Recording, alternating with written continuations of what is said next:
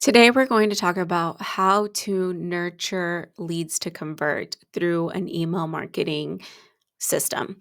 So, I'm going to go ahead and share my screen. So, I want to teach you how to create click worthy emails. And what do I mean by click worthy? You might have heard of clickbait, which some people don't like the term because it can sometimes be misleading the way people use it. But ultimately, you can do it in a way that really sparks interest. And that's what I want to go over is how can you create click worthy email subjects, and also like how do you create your emails in a way that resonate with your audience. I want to also discuss, why does email still matter? The reason this still matters is because you actually own your audience when you have people's emails. And what does that mean? On social media, you may have a great following, but if you ever lost access to your social media, which has happened to people, or they shut down the platform tomorrow, you now just lost all that time and effort that you spent creating this audience and never have collected emails from them or found a system to take them off just your social media platform. But the other thing I also want to bring up is it takes people 7 to 8 touches or engagements to actually make a decision to work with you. So, what do I mean?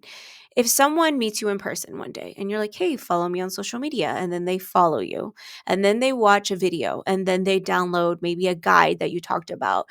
And then from there, they get put on an email campaign. And now you're sending them information that continues to speak to that target audience. And now that's already just their 4 touches: the in person, the video, the download, and now an email. So now you're at 4, but you still need to continue nurturing. And I often hear people say, oh, it's just not working for me. I don't know how to grow. And I go to these networking events and I ask, well, did you ever follow up with them? Did you send any emails? And typically the answer is no. People often don't realize that a lot of the times, in order to get people to say yes over time, is through nurturing and building that trust, because not everyone is going to be a quick decision maker.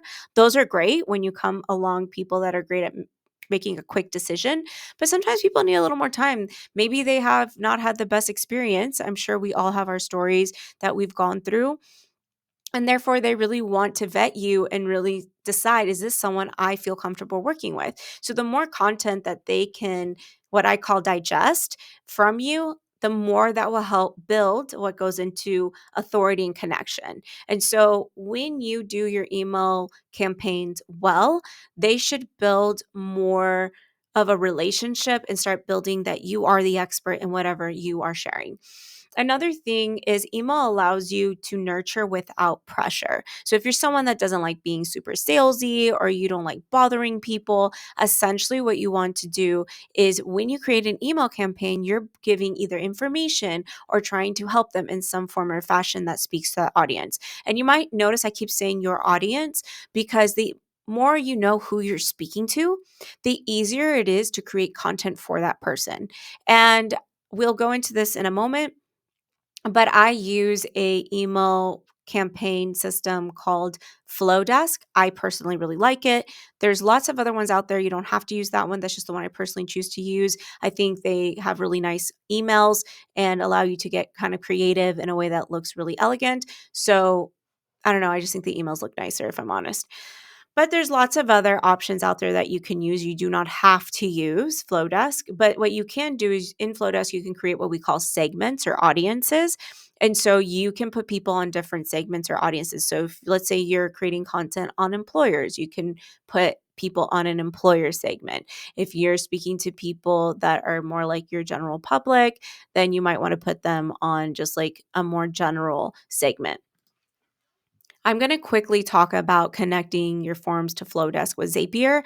I'm not going to teach you how to do this. I do teach my community in the Sales and Marketing Academy how to create the automations. If you do not know how, you can join for a very affordable fee to our community to have access to our downloads, our guides, and also our additional mini series. So I have a mini series that's very specific to our Sales and Marketing Academy of master classes like this, but taking it a bit further to really guide them on how to set things up. So they're more like how-to videos.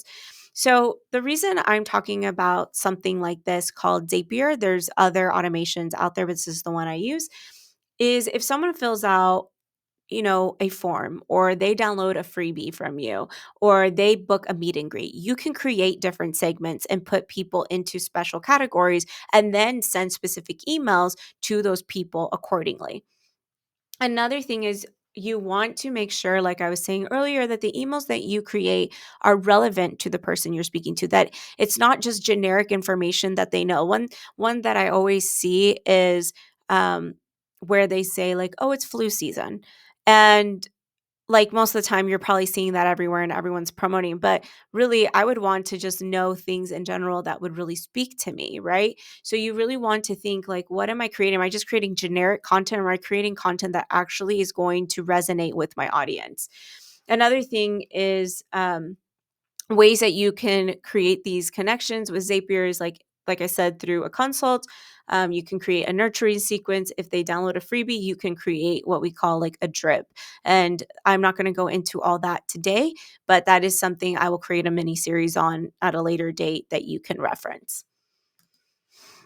So what makes people click? So there's many reasons that people may click on your email, but here are, let's say, 5 general categories. You have curiosity, myth busting, empathy, conversation, and education. So curiosity would sound something like what no one explains about burnout. So automatically this could be for a high achiever that maybe a therapist is sending this email and what people don't explain about burnout. You could then put in some tips that would help this professional. And now it's speaking to me because now I'm going to want to read your emails because every time you send me something, I feel like it speaks to me. Myth busting. You've been told whatever the myth is, but here's the truth. So that's another good one because again, it's making people want to know more. You're piquing them, that curiosity, that click worthiness of like, wait, I want to know more. Like, what are they talking about? And again, it has to be something that's going to speak to your audience. So if you're someone that does weight management or someone that does general primary care, you could even just say, you've been told that healthcare is too expensive, but here's the truth. And then you talk about your direct primary care practice. Like there's different ways you can get creative with pulling in people to want to learn more. You're not alone if you're feeling blank. So this is a really great one. It's more like a storytelling option that also pulls on the heartstrings of people and like could really resonate. So you could say, I'll say one thing before I started going to therapy myself. I used to struggle a lot with my mental health, especially as an entrepreneur, because I just felt really overwhelmed and there was just a lot going on and I didn't quite know how to navigate certain aspects of my life. So if I would have saw something like you're not alone if you feel whatever blank is that related to my story, then I most likely am going to click on that to learn more because maybe I am feeling lonely or maybe I am feeling like I'm the only one. Although logically we know we're not the only ones, but sometimes we feel that way. And that's where feelings over logic make a big difference. The other thing is conversational. What I heard you say was. So now, although this can feel like very specific to that person, you could even change it up and say, what many of my patients say, or what many of my clients say is, and whatever that is, right? Like, again, what are the general things that you hear your patients, your clients say to you all the time? What are those commonalities? Start paying attention to them. And then lastly, education. 3 mistakes people make when trying to fix blank. I just worked with a clinician the other day who works on fixing leaky gut. So you might want to talk about like 3 mistakes people make when they're trying to fix their leaky gut, right? And so now if I have gut issues and you specialize in that, then I'm going to want to learn more. That's the other thing that, again, speaking to your audience helps, and going back to the authority piece is that people begin to see you as the expert. And I always say this, people are willing to spend more money to work with you when you're the expert than if you were just to literally offer everything. And so that's another thing that is really helpful. Although you may have different offerings throughout your practice, creating content, if you can find like, even if it's most of the time, if you have one audience or even 2 or 3 audiences that are like pretty related, that you can like speak to those different audiences, you just want to make sure you set them up on different segments. So that way the person that's like an employer isn't getting like the general information or vice versa. So you always want to think of who you're speaking to so you can create content for them. So what do these emails sound like, or what can these emails sound like? So I'm going to go ahead and stop the presentation, and I'm going to go ahead and share some guides I created. Okay, so I created this one called fill in the blank email subject lines. Again, this is available to all of our Sales and Marketing Academy members. And so in here, I'm going to show you just a couple so you can get a feel for what it's like. But again, it goes over the intrigue, the myth busting, empathy, conversation, and education. And so here, this is an example of for building trust and opening conversation. So it can sound like the real person you're dealing with is the real reason you're dealing with blank symptom or pattern. You've been told the common myth, but here's the truth. Let's talk about what your ideal patient actually needs from care. So whoever your ideal patient is, um, if you if you're tired of the whatever their frustrating experience is, this is for you. So again, you're wanting to call them out essentially and speak to whatever their pain points are, what they're struggling with. And then what no one explains about, and then whatever the problem is that you saw. So what I want you to kind of get from these ideas is like, what can you say that will connect with your audience in a way that they're like, oh my gosh, I need to read this because this kind of like sounds like something that relates to me. Then there's about, I think, 20 different like subject line ideas in there. And then on the plug and play that I have here, I'm going to show you one of the email examples, but I did do a different email example for each one of these categories. And essentially, this is just like a very light email template. And what I mean by light is like it has some general information, but you would obviously go in and fill it in with your expertise. I'm not going to read it all, but I am just going to read a little bit. So it says the real reason your blank symptom hasn't gone away yet. And then it says you've tried common solutions, maybe even some quick fixes, but here's what no one talks about: the real reason your blank symptoms or problems keep showing up. And then one thing I really want to point out down here is it does give what we call that soft call to action, like book a free meet and greet. So like if they want more information, if you're ready to explore that kind of care, I'd love to show you what that looks like. So then trying to invite them to have a conversation with you. And so this is just one of different examples of like how you can start building those connections with people. And also, obviously, there's not a lot of content in here because you would want to fill in your content of what you're speaking about. Another thing I want to go over is like this allows you to also keep the conversation going. And what do I mean by the conversation? The virtual conversation. So like I said earlier, if they met you in person and then they watched a video and then they got the freebie and then they got the email, this is a way that you can help them digest more content. So, what I always tell people is, well, let me backtrack a little bit.